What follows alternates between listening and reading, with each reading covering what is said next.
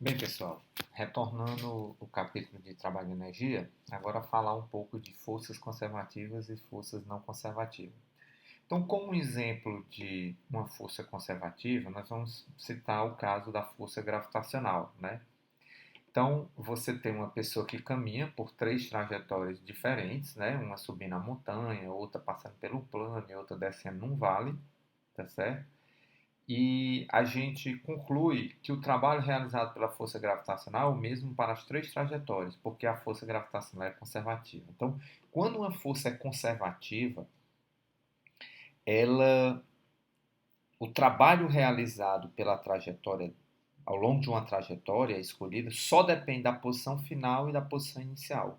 Ora, nesse caso, o atleta sai de uma mesma posição inicial e nas três trajetórias azul, verde e vermelho retorna à mesma posição final, então o trabalho realizado, como só depende da posição final e da posição inicial, o trabalho é igual. Então, quando a força é conservativa, o trabalho realizado pela força não depende da trajetória, depende apenas do ponto inicial e final. E mais, esse trabalho pode ser associado a uma energia potencial, potencial ou gravitacional ou potencial elástica, por os dois casos que a gente estudou aqui, tá certo? Então, o fato é que quando a força é conservativa, o trabalho depende da trajetória. Então, mais sobre forças conservativas, né?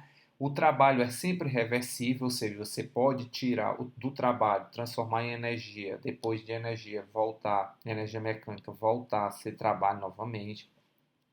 O trabalho independe da trajetória, o trabalho depende apenas do ponto inicial e final, e o trabalho pode ser associado a uma diferença de energia potencial entre o ponto final e no ponto inicial.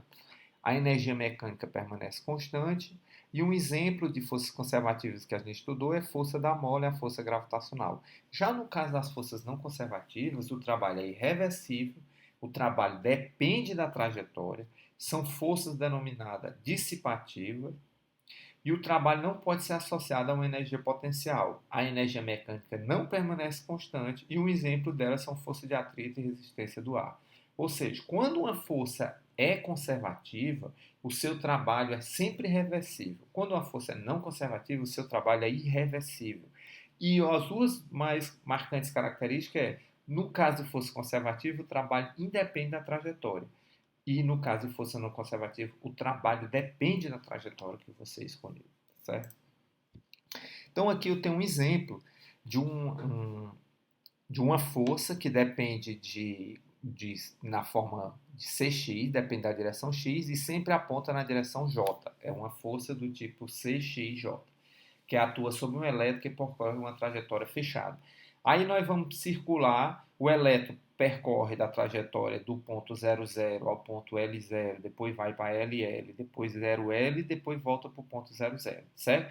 Então, eu vou calcular o trabalho no trecho 1, trecho 2, trecho 3, trecho 4, e ao final nós vamos somar esse trabalho e vamos ver se essa força é conservativa ou não, baseada nas informações que a gente já discutiu aqui nesse slide, certo? Então tá aqui o meu trecho, tá aqui o trabalho da ponto 1 até o ponto 2 retornar ao mesmo ponto, da força escalar dl, o minha força é do tipo CXJ e meu dl é dxi mais dyj. F escalar dl é CXJ dxi mais dyj.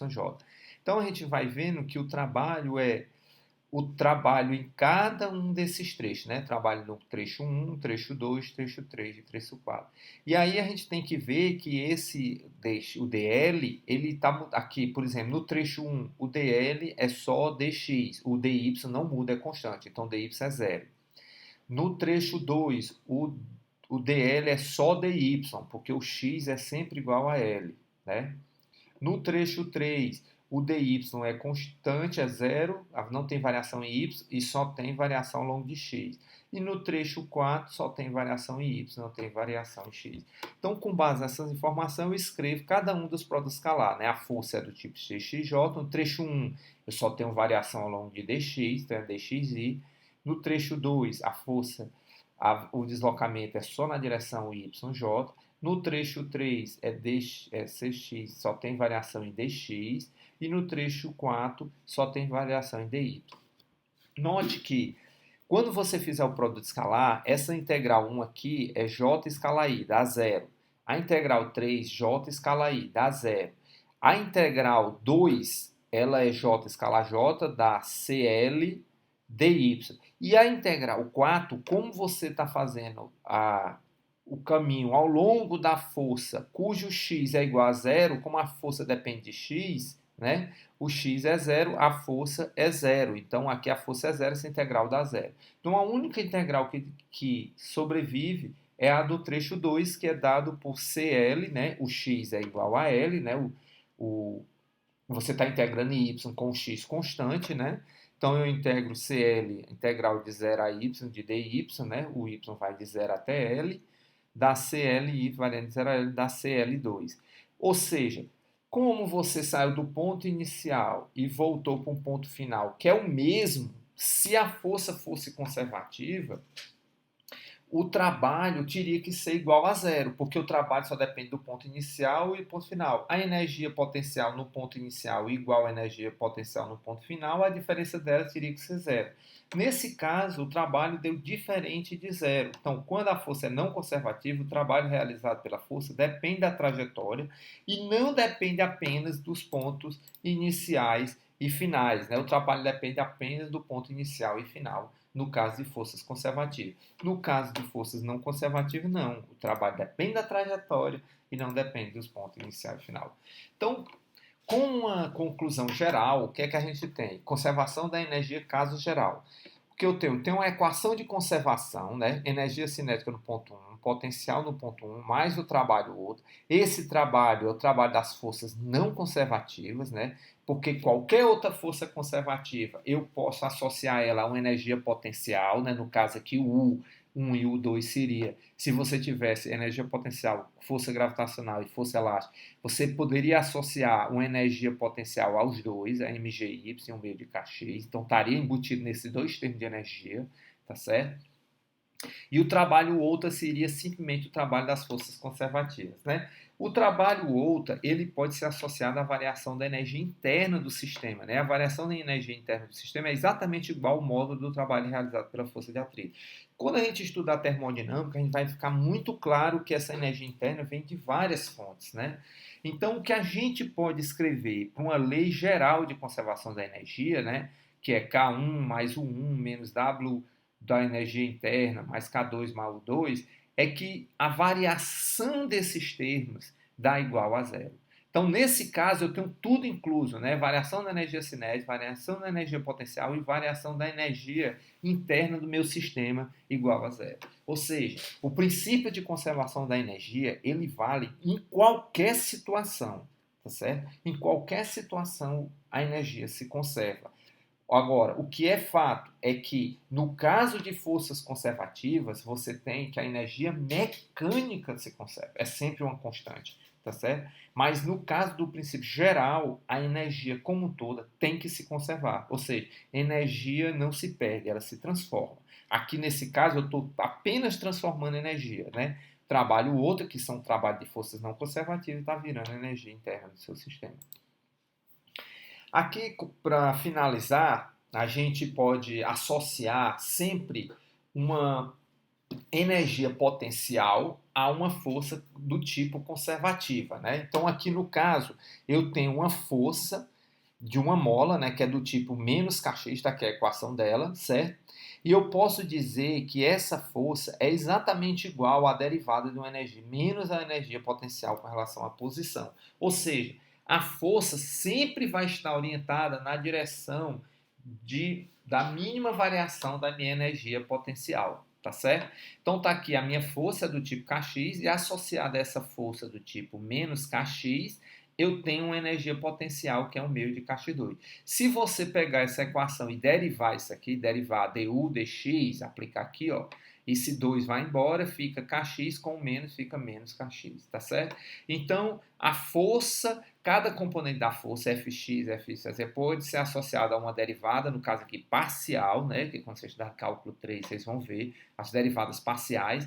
Só muda o seguinte, uma derivada parcial é você mantém as outras variáveis constantes e deriva em relação apenas a x. Aqui você mantém x e z constante, deriva em relação a y, você mantém x e y, deriva em relação a z. Então, f de x, f de y, f de z pode ser definido dessa forma. A força tem componente x, y, z. Cada uma dessas componentes está associada a uma variação da energia potencial, que isso aqui é o que a gente chama de operador gradiente, onde o gradiente é descrito como um operador que atua numa função escalar, d1, d1 de x, d1, d1 de y, d1, d1 de z, é a derivada dessa função que dá exatamente isso aqui, tá certo? Então, esse é o caso para uma energia potencial. E no caso, para uma energia potencial gravitacional, você tem aqui a força, ela é sempre constante, né? É sempre um mg, menos mg, né? Então, você varia y e a força é sempre constante. A cara dessa energia potencial é em mg, y, né? Como a gente sabe, se você derivar isso aqui com relação a y, você vai encontrar que a força é na direção y, é menos mg. Também você pode fazer a mesma associação. No caso aqui, as outras derivadas vão ser zero, porque a força não depende de x, não depende de z, esse termo é zero, esse termo é zero, só escapa o termo y, e aí você pode associar a uma energia potencial gravitacional. Ou seja, a força é igual a menos o gradiente dessa energia. Então, o gradiente matematicamente é a máxima, ele é um vetor que aponta na direção da máxima taxa de variação da função. Ou seja, se você está no alto de uma montanha, o gradiente vai apontar para a região mais íngreme da montanha, ou seja, onde você tem uma queda mais íngreme, tá certo? E a força gravitacional, ou seja, a sua força vai apontar naquela direção para baixo, né? Como a gente é de esperar. Aqui no caso eu tenho a energia potencial gravitacional, a energia potencial elástica, né, de uma mola, né, e você vê que por se tratar de uma força conservativa, a energia fica mudando de cinética mais para potencial, né? Você tem a cinética, a mecânica, que é a soma das duas. Aqui eu tenho uma cinética e aqui eu tenho uma potencial elástica. Então, uma hora a massa, quando passa na posição de equilíbrio, a energia potencial é zero, está com a máxima velocidade, a energia é toda cinética, né? Tá certo? Quando está nas extremidades, a velocidade é zero, e menos a IA, a energia toda é potencial elástica, tá certo? E aqui a gente tem um caso, mostrando o caso da energia potencial elástica por causa de uma mola, mas essa energia potencial ela pode ser de uma forma completamente distinta, né? Essa aqui tem uma curva que você vai no laboratório e mede uma energia potencial de interação entre duas moléculas, você encontra isso aqui. O que você observa é que essa energia descreve que nesse sistema você tem pontos de equilíbrios estáveis, ou seja, se você mexe uma molécula com relação à outra, ela tende a voltar para a posição de equilíbrio, né? Está aqui a posição de equilíbrio estável, essa aqui é outra estável, e aqui é um equilíbrio instável, ou seja, uma vez que você desloca, o sistema não retorna mais para a sua posição, tá certo? Então, e quando se estuda sistemas mais complexos, você normalmente tenta encontrar uma energia potencial associada a ele e encontrar quais são os mínimos de energia, quais são os pontos de energia estável ou instável. Então, em função disso aqui, você olhando para a derivada, que a derivada da energia é a força, por exemplo, se você desloca a partícula de um mínimo, ela tende a voltar para esse mínimo, tá aqui, ó, porque a força está apontando nessa direção. Se você tentar deslocar para cá, ela tende a voltar para esse mínimo, certo? Aqui é a mesma coisa no mínimo estável. Agora, no mínimo instáveis, isso não é verdade, né? Uma vez que você deslocou ela, ela se afasta dessa posição de extremo, né? Aqui são extremos, né? Quando a derivada é igual a zero. Só que aqui é mínimo e aqui não, é um máximo, tecnicamente um mínimo instável, porque ele não é o mínimo da sua função, tá certo? Então, isso é uma análise bastante comum quando você trata com energia potencial, analisando o sistema com base em energia potencial. Então, eu vou ficar por aqui e até uma próxima aula.